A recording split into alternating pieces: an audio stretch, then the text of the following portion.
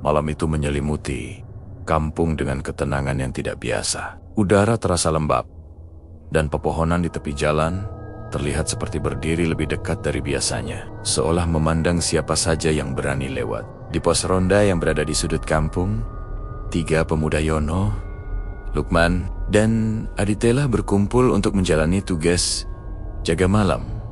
Lampu Petromax di atas mereka bergetar pelan, mengeluarkan cahaya yang tidak pernah stabil sejak dinyalakan. Yono duduk bersandar sambil mengamati jalanan gelap di depan pos. Mata pemuda itu tampak gelisah sejak ia tiba. Adi yang sedang memeriksa minyak lampu sesekali meliriknya. "Yan, dari tadi mukamu kayak mikirin sesuatu," kata Adi pelan.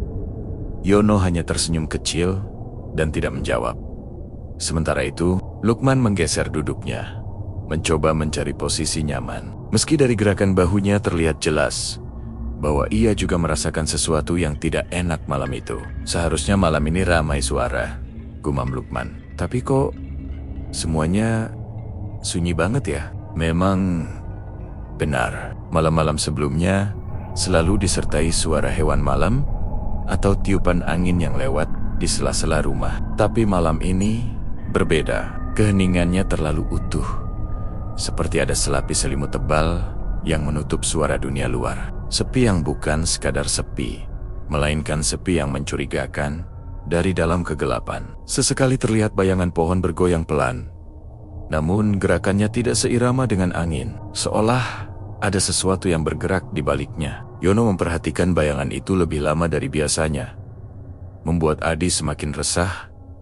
"Kalian sadar nggak?" ujar Adi lirih. "Dari tadi aku merasa ada yang ngikutin kita dari jauh." Lukman menoleh cepat. "Ngikutin gimana?"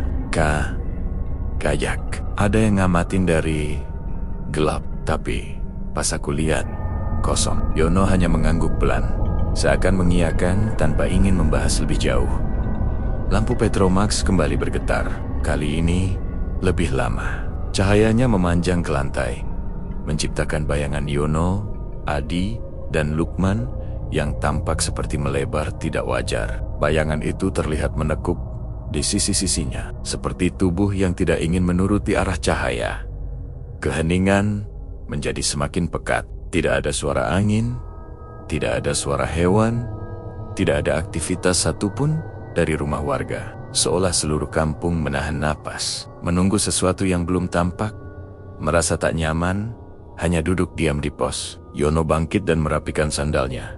"Ayo muter sebentar," katanya singkat, "biar nggak makin tegang." Lukman dan Adi saling pandang sebentar, sebelum akhirnya ikut berdiri. Mereka mengambil senter dan tongkat ronda sekadarnya. Begitu mereka melangkah keluar dari pos, hawa sekitar berubah lebih dingin. Tidak ekstrem, tetapi cukup untuk membuat kulit lengan terasa seperti dirayapi sesuatu. Jalan setapak yang biasanya tampak biasa saja, kini seperti memanjang ke arah yang tidak jelas. Lampu-lampu rumah tampak meredup, padahal biasanya masih banyak warga yang belum tidur. Mereka berjalan pelan, menjaga jarak satu sama lain. Dari kehauan kebun bambu di ujung jalan tampak lebih gelap dari bagian kampung lainnya. Bambu-bambunya berayun tipis, padahal udara tidak bergerak. "Yan," panggil Lukman perlahan. "Apa kita harus lewat situ?" Yono hanya mengangguk, walau gerak langkahnya juga tampak ragu. Malam terasa semakin berat ketika mereka mendekati kebun itu. Suasananya seperti menyimpan sesuatu yang tidak terlihat. Jalan kecil di samping kebun seakan memanggil, tapi bukan dengan cara yang ramah. Ada aura yang membuat manusia ingin menjauh, namun juga memancing keingintahuan pada saat yang sama. Ketiganya berhenti tepat di depan deretan bambu. Gelap di antara sela-selanya tampak seperti ruang lain yang tidak seharusnya disentuh manusia. "Adi," bisik Lukman, "kamu yakin tadi cuma perasaan?" Adi tidak menjawab. Matanya terpaku pada satu titik di dalam kegelapan, seolah ada sesuatu yang baru saja bergerak, sesuatu yang terlalu halus untuk disebut langkah, tetapi juga terlalu nyata untuk diabaikan. Dan pada detik itu, suasana berubah, seakan sesuatu di dalam gelap baru saja membuka matanya. Ketika Yono Lukman, dan Adi berdiri di depan kebun bambu itu. Malam terasa semakin berat. Seperti udara sedang membawa sesuatu yang tidak terlihat. Bambu-bambu yang menjulang tinggi membentuk dinding gelap yang seakan menutup jalan kecil di baliknya. Tidak ada suara. Namun keheningan yang tercipta justru membuat ketiganya semakin waspada. Adi masih terpaku menatap satu titik di antara batang bambu. Matanya memicing, seolah mencoba memastikan apa yang tadi ia lihat. "Luk, Yan," ujarnya pelan. "Tadi kayak ada bayangan lewat." Yono tidak langsung merespons. Ia hanya menyinari area itu dengan senter kecil yang dibawanya. Cahaya menyentuh daun-daun bambu, tapi tidak menemukan apapun selain gelap yang terlalu padat. Namun detik berikutnya, sesuatu muncul, bukan wujud, bukan benda, melainkan suara. Sebuah rintihan pelan. Seperti seseorang yang sudah berjalan terlalu jauh dan kelelahan untuk memanggil dengan jelas. Suaranya datang dari dalam kebun. Lirih, nyaris bergesekan dengan udara. "Tolong, aku tersesat." Adi langsung menelan ludah. "Kalian dengar kan?" Lukman mengangguk dengan wajah menegang. "Iya, ada yang minta tolong." Rintihan itu terdengar lagi. Lebih jelas, namun tetap pelan. "Aku nggak bisa pulang." Tidak ada nada ancaman, tidak ada letupan emosi. Suara itu justru terdengar seperti seseorang yang sangat bingung, hampir putus asa. Yono melangkah setengah maju, tetapi berhenti ketika tanah di depannya terasa lebih lembab. Ia memandang kedua temannya. Kalau benar ada orang tersesat, kita harus bantu. Adi menarik napas panjang, berusaha menenangkan diri. "Iya, tapi kenapa suaranya kayak dari tempat yang tidak biasa?" "Entahlah," jawab Lukman. "Tapi kita nggak bisa tinggal diam." Mereka perlahan menyusuri pinggir kebun, mencari celah yang memungkinkan untuk melihat lebih jelas ke dalam. Cahaya senter Yono memantul pada daun bambu, menciptakan pantulan samar seperti wajah-wajah yang tidak jelas bentuknya. Bukan wajah sungguhan, hanya permainan bayangan, setidaknya begitu yang mereka yakini. Untuk menenangkan diri, rintihan itu muncul lagi. Kali ini sedikit lebih dekat. "Tolong, antar aku pulang." Suaranya terdengar seperti suara pemuda. Tidak tua, tidak muda usia, yang sulit ditebak. Ketiganya saling bertukar pandang. Ada rasa ingin menolong, tapi rasa ragu juga mulai merayap. Lukman akhirnya berkata, "Yan, kita panggil dari luar dulu. Kalau dia beneran manusia, dia bakal nyaut." Yono mengangguk. Ia mengatur napas sebelum berseru, "Hei, kamu di mana?" "Kamu dengar kami?" Beberapa detik terlewati tanpa jawaban. Hanya batang-batang bambu yang bergoyang pelan. Ketiganya menahan napas, menunggu. Lalu suara itu muncul lagi, lebih dekat dari sebelumnya. "Aku di sini. Jangan tinggalkan aku." Adi mundur selangkah. "Yan." Itu suaranya kayak pindah posisi. Yono merasakan hal yang sama. Suara itu tidak terdengar dari satu titik, melainkan berpindah-pindah, seolah bergerak tetapi tidak dengan cara manusia bergerak. Lukman mencoba melihat ke dalam lebih jauh. "Coba kalian lihat itu," ujarnya pelan, sambil menunjuk satu titik di sela bambu. Yono mengarahkan senter. Di sana, samar-samar terlihat siluet seseorang berdiri memeluk dirinya sendiri. Bentuk tubuhnya kurus, sedikit membungkuk, seperti seseorang yang sudah lama berjalan tanpa arah. "Mas," seru Lukman. "Kamu siapa? Bisa keluar sedikit? Biar kami lihat." Sosok itu tidak bergerak, tidak menjawab, hanya berdiri dengan kepala menunduk. Namun, yang membuat suasana menjadi jauh lebih mencekam adalah fakta bahwa bayangannya di tanah sama sekali tidak terlihat. Meski cahaya senter tepat mengarah kepadanya, Yono merasakan tengkuknya dingin. Adi menutup mulutnya, mencoba menahan napas agar tidak panik. Lukman maju setengah langkah, lalu berhenti ketika sosok itu mulai mengangkat kepalanya perlahan. Dan di tengah gelap yang pekat, terlihat jelas bahwa ekspresi pada wajah pemuda itu bukan ekspresi manusia yang sedang tersesat biasa. Ada sesuatu yang kosong, jauh, dan seperti kehilangan tempat berpulang. Rintihan terakhir terdengar, pelan namun menusuk udara diam. Tolong, aku nggak tahu jalan pulang. Dan untuk pertama kalinya, mereka bertiga sadar bahwa sosok itu mungkin bukan bagian dari dunia mereka.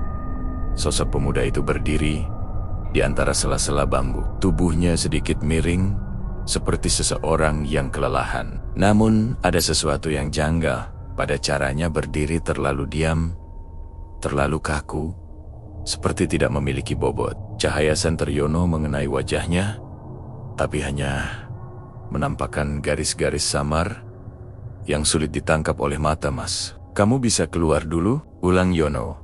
Suaranya bergetar halus. Pemuda itu tidak menjawab, tetapi perlahan-lahan ia melangkah maju. Bambu-bambu di dekatnya bergeser pelan, namun tidak menimbulkan suara apapun. Yang membuat ketiga pemuda ronda itu terpaku adalah cara sosok tersebut bergerak. Tidak sepenuhnya menapakkan kaki, lebih seperti meluncur tipis di atas tanah yang lembab.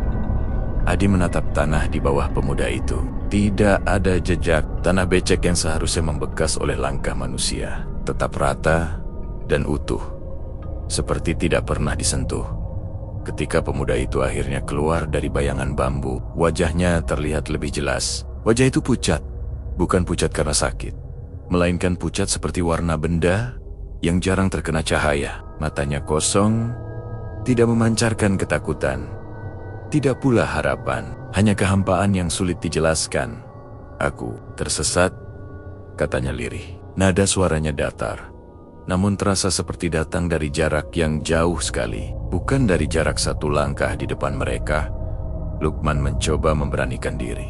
Tersesat dari mana, Mas? Rumahmu di mana? Biar kami antar.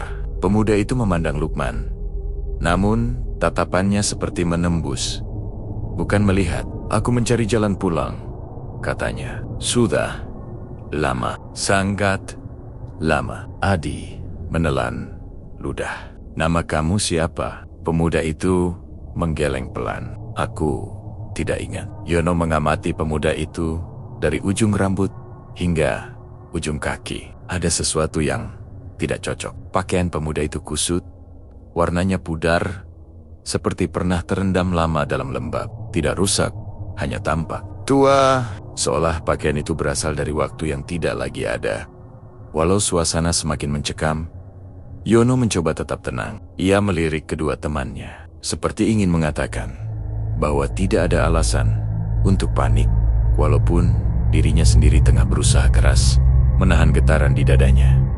Kalau kamu tersesat, kami bisa bantu, tapi tunjukkan arah yang kamu maksud, ujar Yono perlahan. Pemuda itu menunduk sejenak, seperti berpikir. Lalu dia mengangkat tangan dan menunjuk ke arah jalan kecil yang jarang dilalui orang. Jalan yang mengarah ke tepian sawah dan berakhir di area yang jarang disentuh warga sejak beberapa tahun belakangan. Ke sana, katanya. Aku harus pulang. Adi memandangi jalan itu dengan wajah tegang. Jalan itu gelap, bahkan lebih gelap dari kebun bambu yang baru saja mereka lewati. Tidak ada rumah, tidak ada lampu, hanya tanah basah dan pohon-pohon liar. Bisik Adi, kalau itu manusia, kenapa dia bisa muncul dari arah yang gak ada siapa-siapanya? Yono tidak menjawab. Penalaran logis memang sulit diterapkan malam itu. Namun nalurinya sebagai manusia tidak mengizinkan mereka meninggalkan seseorang begitu saja. Lukman akhirnya membuka suara. Baik Mas, kami antar. Tapi apa benar rumahmu di sana? Pemuda itu menatap mereka, dan untuk pertama kalinya ada sedikit perubahan dalam ekspresinya. Bukan senyuman, bukan kesedihan, melainkan seutas kelegaan yang aneh. Kelegaan yang justru membuat bulu kuduk meremang. Aku sudah menunggu, katanya. Ketiganya terdiam. Menunggu. Menunggu siapa? Menunggu mereka. Namun sebelum sempat mereka bertanya lebih jauh, pemuda itu mulai berjalan pelan menuju jalan gelap tersebut, dan tanpa banner-banner memikirkan apa yang akan mereka hadapi. Jono Lukman dan Adi mengikuti langkahnya. Satu hal yang tidak mereka sadari waktu itu adalah bagaimana hawa di sekitar mereka mulai berubah. Udara terasa lebih berat, lebih dingin, dan seperti menyimpan cerita yang belum terungkap. Dan jauh di belakang mereka, bambu-bambu yang sebelumnya diam mulai bergerak, seolah mengantar kepergian seseorang yang akhirnya menemukan penuntunnya. Langkah mereka bertiga mengikuti pemuda itu menuju jalan kecil yang membelah tepi sawah. Jalan tersebut biasanya tampak biasa saja pada siang hari, sekadar jalur tanah yang jarang dilewati dan ditumbuhi rumput liar. Namun malam itu, jalan itu terasa berbeda. Setiap meter yang mereka tempuh seperti membawa mereka menjauh dari kampung dan mendekat pada sesuatu yang tidak terlihat. Cahaya senter Yono hanya mampu menembus beberapa langkah ke depan. Selebihnya, gelap menyelimuti, seperti selimut yang terlalu tebal, menelan apapun yang tak disentuh cahaya. Adi berjalan paling belakang dengan gelisah, sesekali menoleh ke arah kampung yang kini tampak semakin jauh. "Yan, kita yakin? Mau terus?" tanya Adi pelan. Yono tidak langsung menjawab. Ia menoleh ke arah pemuda yang berjalan di depan. Mereka gerakannya tetap lembut, hampir seperti tidak menginjak tanah. "Kita antar sampai dia nunjuk rumahnya," jawab Yono akhirnya. Meski suaranya mengandung keraguan yang ia sembunyikan, Lukman yang berada di samping Yono mengerutkan kening, memperhatikan tanah di sekitar mereka. Jalan yang mereka lewati basah oleh embun. Namun, tidak ada jejak kaki pemuda itu sama sekali. Hanya jejak mereka bertiga yang tergores jelas. "Yan," bisik Lukman, "lihat tanahnya." Yono menunduk. Ia membeku sejenak ketika menyadari hal yang sama. "Jangan takut dulu," katanya cepat. Meski ia sendiri sedang menahan napas lebih sering dari biasanya. "Mungkin tanahnya keras, tapi kita yang lewat jelas membekas," balas Lukman. Sebelum pembicaraan itu berlanjut, pemuda yang mereka antar tiba-tiba berhenti. Ia berdiri di tengah jalan tanah, menatap lurus ke depan. Ketiganya memperlambat langkah dan akhirnya berhenti beberapa meter di belakangnya. Di depan mereka, jalan yang seharusnya memanjang hingga ke bagian lain kampung justru tampak buntu. Tidak ada kelanjutan jalan, tidak ada rumah, tidak ada tanda kehidupan, hanya hamparan gelap, seperti kabut kental yang menutupi apapun yang seharusnya ada. Yono mengerutkan dahi. "Mas, ini buntu." "Rumahmu di mana?" Pemuda itu tidak menjawab. Ia hanya mengangkat dagunya sedikit, seakan sedang mencoba mengingat.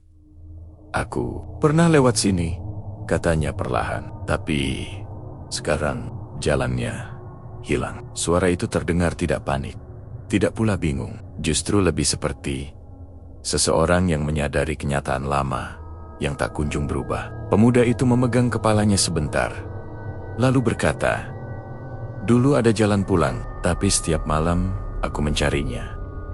Jalannya selalu berubah." Adi mundur setapak. "Yan, apa maksudnya?" Yono tidak menjawab. Tatapannya terpaku pada pemuda itu. Ada sesuatu dalam cara pemuda itu berbicara yang membuat punggungnya dingin, bukan karena takut, tapi karena nada itu seperti datang dari seseorang yang telah mencoba berkali-kali dan gagal. Pemuda itu akhirnya menoleh pada mereka. Tatapannya kosong, namun kini ada sedikit rasa putus asa di dalamnya. "Kalian bisa lihat jalannya, kan?" Yono menelan ludah. "Yang kami lihat cuma gelap, Mas. Tidak ada rumah." Pemuda itu mengangguk pelan, seperti sudah menduga jawaban itu. "Begitulah," lirihnya. "Setiap malam, jalan itu hilang. Setiap aku coba pulang, dunia tidak mengizinkan." Lukman melangkah maju sedikit. "Mas, sebenarnya kamu dari mana? Kamu bilang kamu tersesat, tapi kamu gak ingat rumahmu sendiri." Pemuda itu menutup mata sejenak. "Aku ingat. Lampu, suara, orang, dan pintu yang tidak bisa kubuka." Ia membuka mata kembali, menatap gelap di hadapan mereka. Lalu semuanya padam. Suasana menjadi lebih berat. Udara di sekitar mereka seperti berhenti bergerak. Tidak ada desiran rumput, tidak ada hembusan angin. Hening total. Seolah mereka berdiri di tempat yang bukan bagian dari kampung lagi, Yono mencoba menyentuh bahu pemuda itu, tindakan spontan untuk menenangkan. Namun ketika jarinya hampir menyentuh, udara di sekitar pemuda itu terasa lebih dingin daripada udara malam lainnya. Ia menahan diri dan menarik tangan kembali.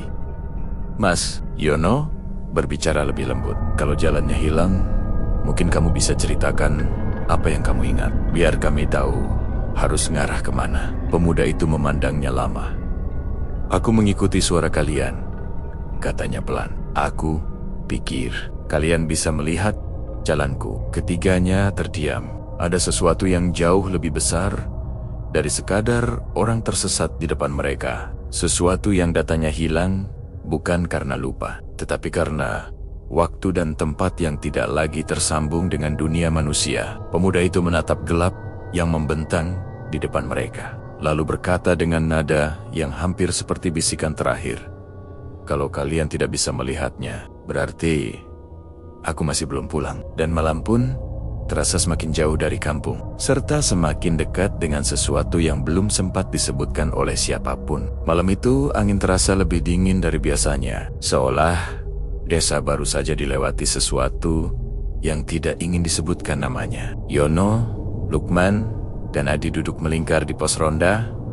Lampu teplok menggantung redup, goyang perlahan, memantulkan bayangan panjang di dinding bambu. Ketiganya tampak gelisah, bukan hanya karena kejadian semalam, tetapi juga karena firasat aneh yang seakan mengikuti mereka sejak pulang dari pemakaman. Adi beberapa kali melirik ke jalan kecil di depan pos. "Kalian dengar nggak?" bisiknya tanpa berani berdiri. Yono dan Lukman menoleh, namun hanya angin yang terdengar, menggoyangkan daun-daun kelapa di kejauhan. Narator melihat bagaimana ketiganya berpura-pura tenang, seolah tak ingin mengakui bahwa firasat buruk itu makin pekat. Tapi situasi berubah ketika suara langkah samar terdengar dari arah jalan setapak menuju sungai. Langkah yang teratur, pelan, namun tidak memiliki ritme seperti manusia. Langkah itu sesekali berhenti, lalu muncul lagi lebih dekat. Ketiganya menajamkan pendengaran, sementara narator menyadari sesuatu. Suara itu bukan datang dari tanah, melainkan seolah dari udara beberapa jengkal di atas permukaan. Lukman menelan ludah. "Ada orang?" panggilnya dengan suara tegang. Tidak ada jawaban, hanya bisikan angin yang terasa seperti sedang mengawasi mereka balik.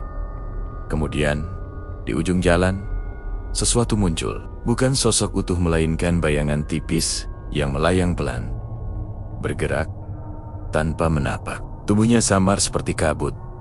Wajahnya tampak seolah tersusun dari cahaya remang yang bergerak sendiri. Dan narator mengetahui bahwa sosok itu sedang tersesat. Namun tak seperti makhluk dunia ini yang bisa pulang jika ditunjukkan arah. Yono berdiri, namun tidak mendekat. "Kamu siapa?" tanyanya pelan, hampir tidak terdengar. Sosok itu berhenti.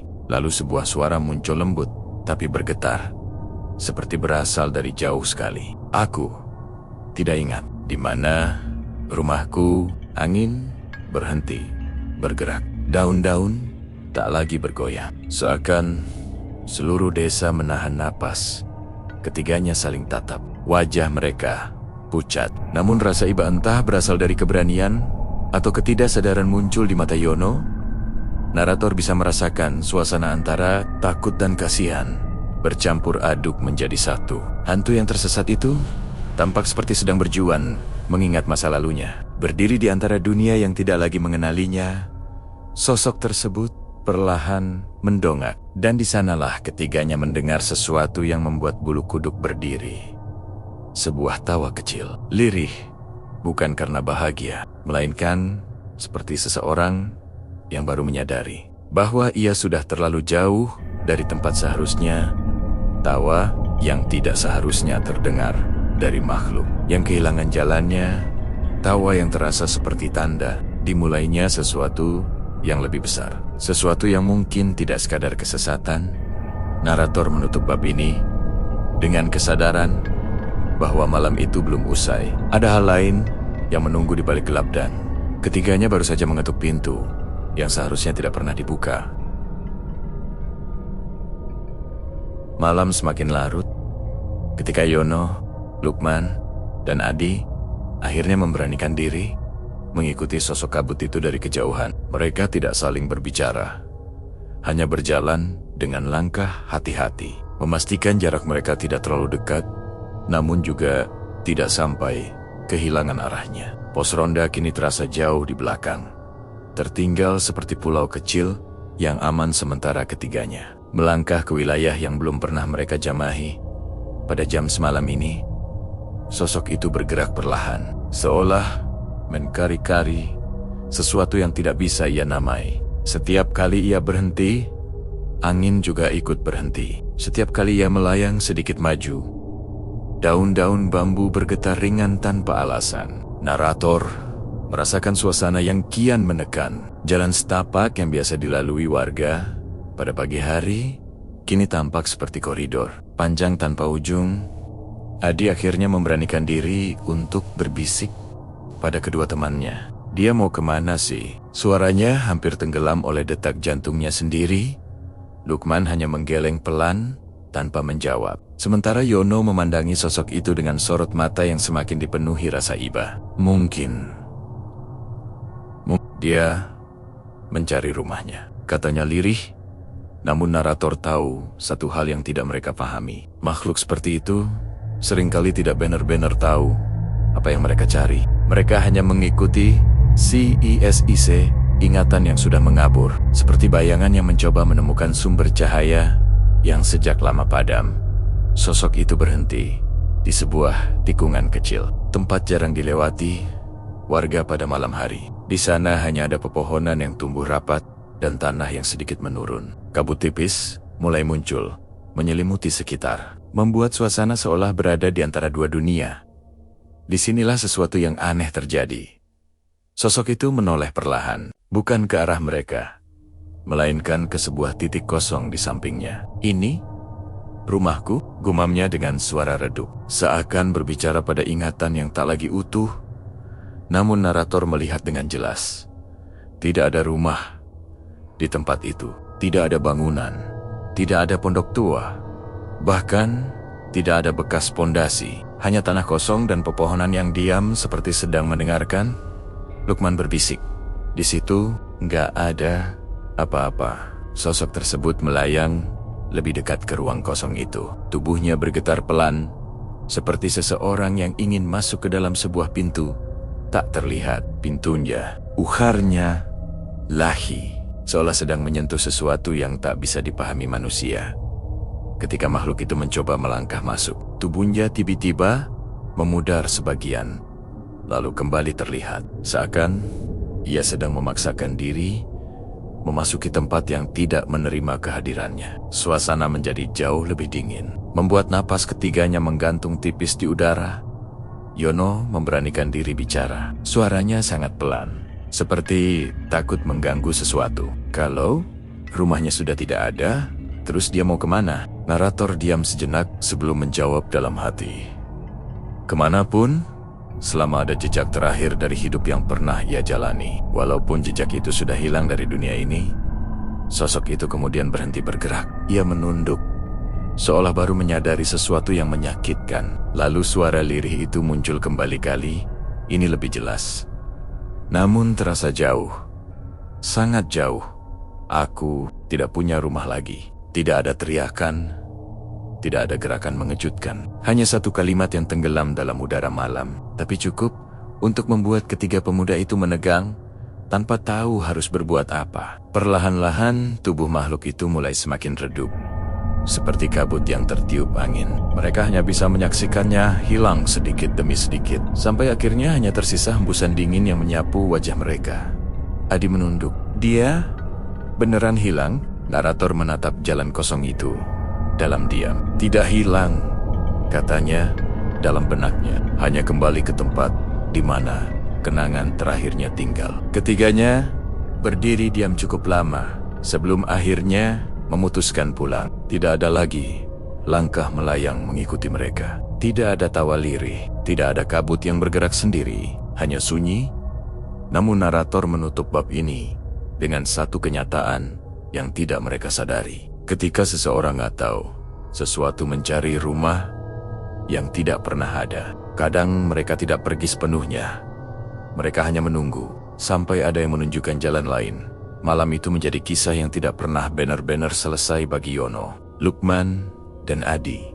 Sosok yang tersesat itu memang menghilang. Namun, keheningan di tikungan jalan seolah menyimpan jejak kehadirannya. Sejak malam itu, mereka tak lagi memandang ronda sebagai tugas biasa, melainkan pengingat bahwa tidak semua makhluk mencari gangguan. Ada yang hanya ingin pulang, meski rumahnya sudah lama tak ada.